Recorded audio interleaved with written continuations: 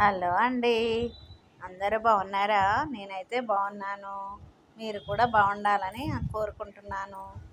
ఈరోజు మన ఛానల్లో మందార పూలతో పూజ చేస్తున్నా. మా ఇంట్లో చెట్టు పెట్టానండి, మందార చెట్టు. అంతకుముందు పెడితే అసలు బతకలేదు. ఈ మధ్య మళ్ళా 2 చెట్లు తెచ్చి నాటాను.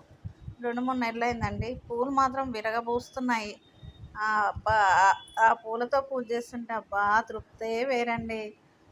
మరి శుక్రవారం అయితే రెడ్ పూలతో పూజ చేయడం వల్ల అమ్మవారికి మంచిదంటారు. నేను శుక్రవారమే కాదు, ప్రతిరోజు మంచిగా మందార పూలు వెళ్తున్నాయి. మా ఇంట్లో ఆ పూలతో పూజ చేస్తున్నాండి. అమ్మవారికి ఇష్టమైనవి ఏదైనా రెడ్ పూలండి. గులాబీలు మంచిగా గులాబీలు, మందారాలు, కలువ పూలు, ఏ పువ్వు అయినా సరే మంచిగా శుక్రవారం పెట్టుకుంటే ప్రతిరోజు కూడా మనకు మన ఇంట్లో ఏదైనా పూల మొక్క ఉంటే ఆ పూలతో పూజ చేస్తే మాత్రం మా తృప్తే వేరండి. నాకు ఈ ఈ మధ్య తొట్లల్లో కూడా పెంచుతున్నానండి.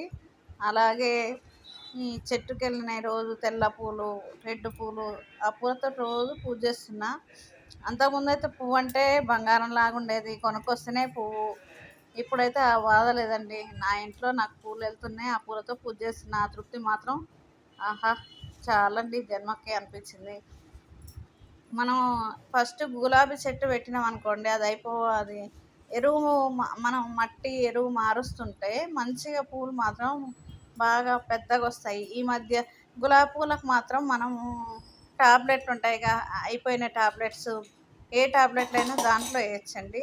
అలాగే ఫ్రూట్స్ ఉంటాయి కదా, అవి ఖరాబ్ అయిన ఫ్రూట్స్ మాత్రం మనం ఎక్కడో పడేసే బదులు ఆ తొట్లలో వేస్తే ఆ బలం వల్ల మంచిగా పువ్వు మాత్రం బాగా వస్తుందండి. మందార చెట్టుకైనా, గులాబీ చెట్టుకైనా, దేనికైనా సరే మనం ఆ ఫ్రూట్స్ని యూజ్ చేసుకుంటే మంచిదండి.